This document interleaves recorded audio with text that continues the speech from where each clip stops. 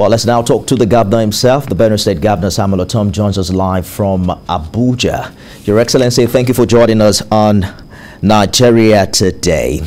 Let's begin with developments with your party. Just how powerful, for the want of better words, would you say the PDP's internal mechanism in settling dispute is, especially the one between the two South-South governors that has now gotten messy?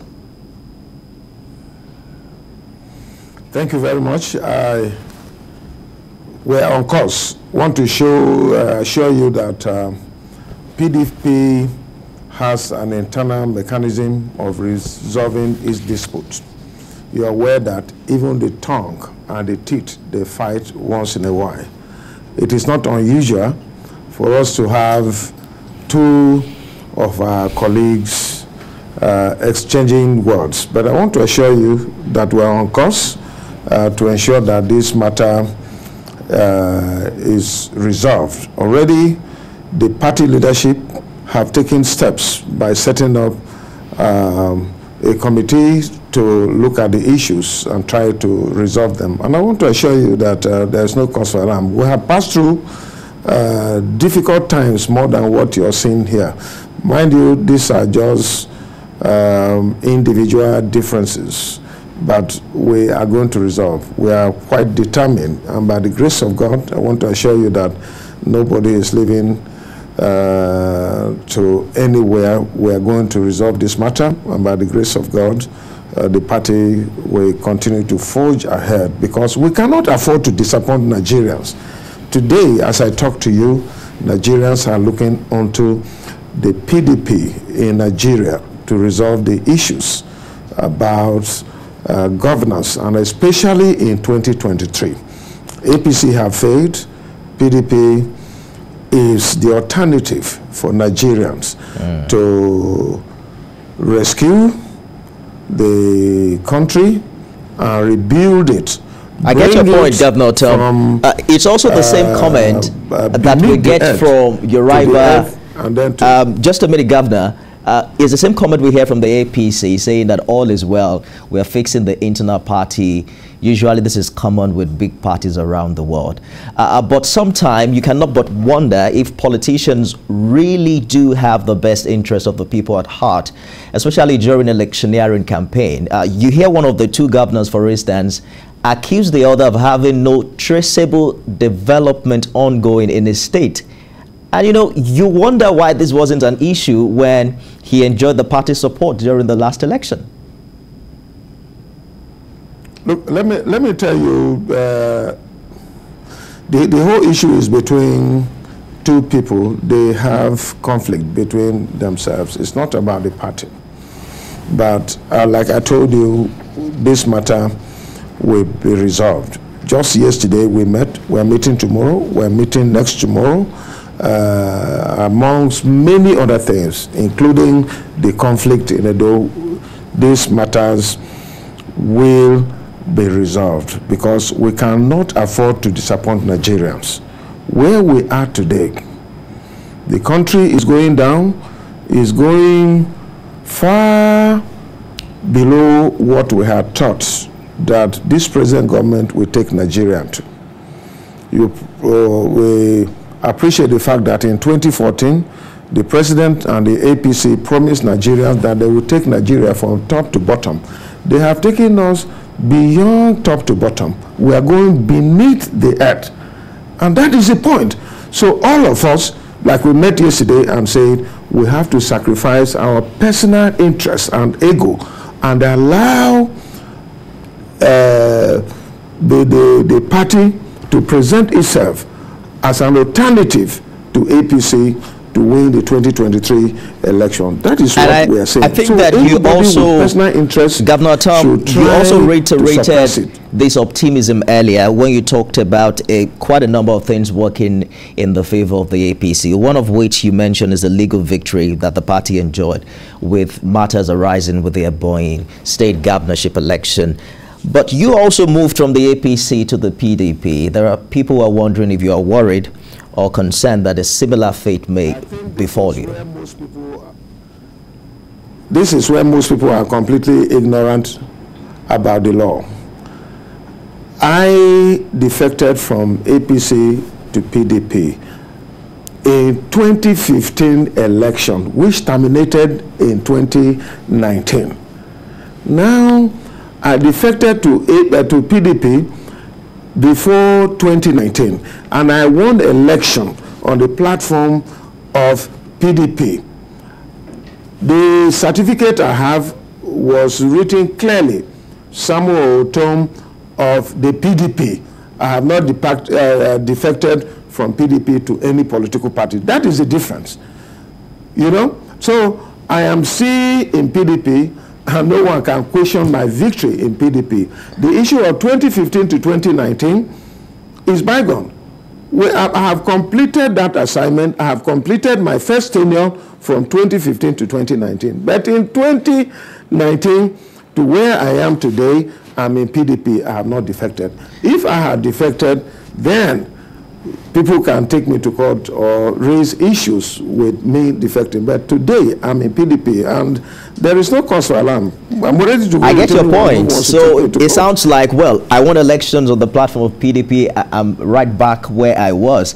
It brings up again the matter of party ideology and how easy it is for politicians to change parties, you know, at will, especially when it fits them more. But let's talk about security concerns in Benue State. A few days ago, there was yet another attack on rural dwellers in your state. And you were quoted to have said that you know exactly what to do. What would wonder if that is a new revelation, given how long these issues seem to have persisted?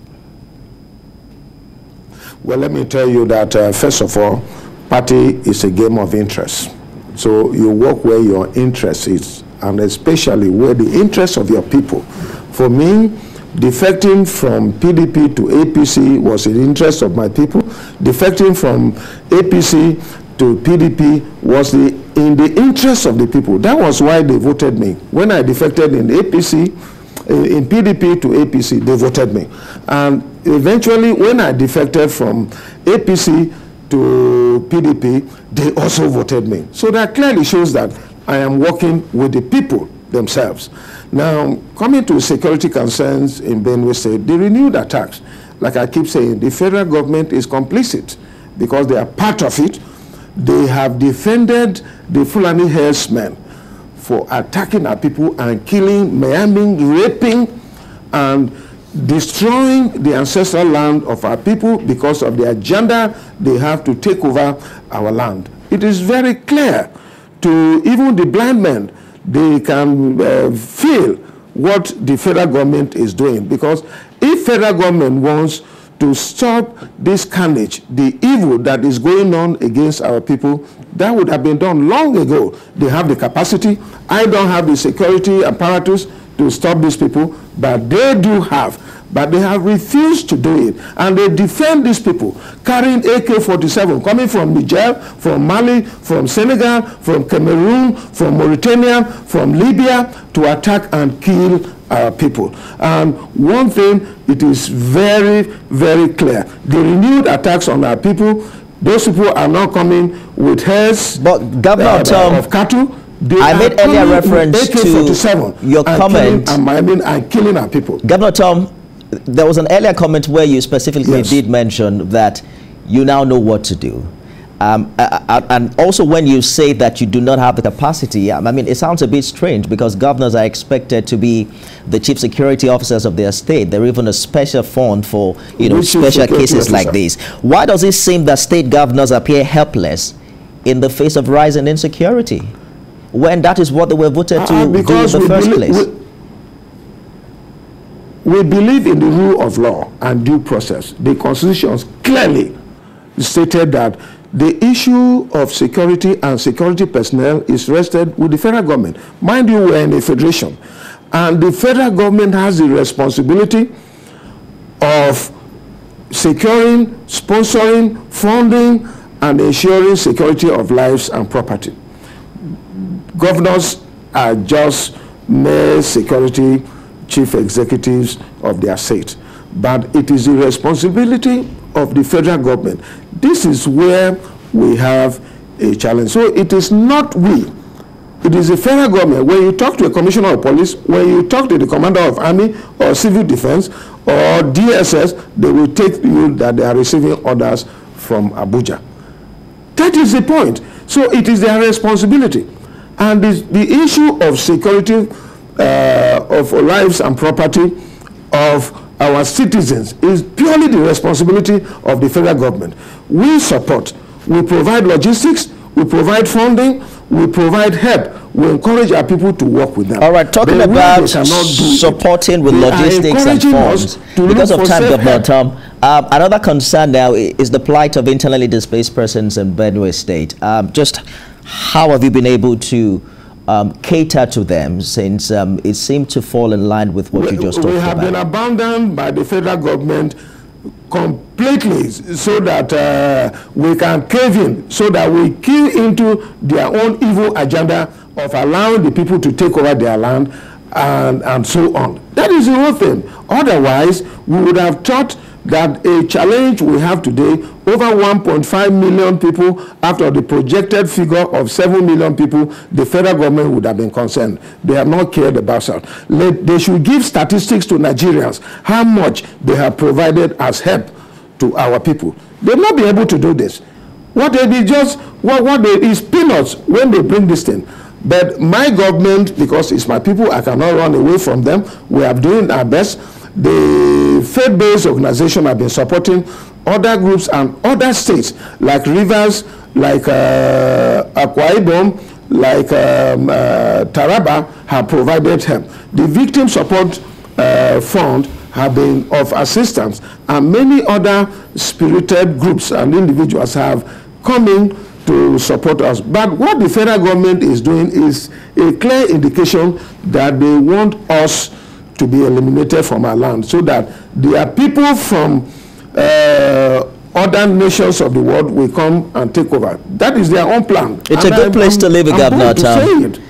Very good place to live in. It's also important to note that some of these claims cannot be independently confirmed by TVC, so they are all exclusively that of the Benue State Governor, and does not represent the intentions, or rather the position of TVC News. A big thank you, Benue State Governor Samuel Ortom, for talking to us on the news tonight. Thank you. Thank you very much. God bless you.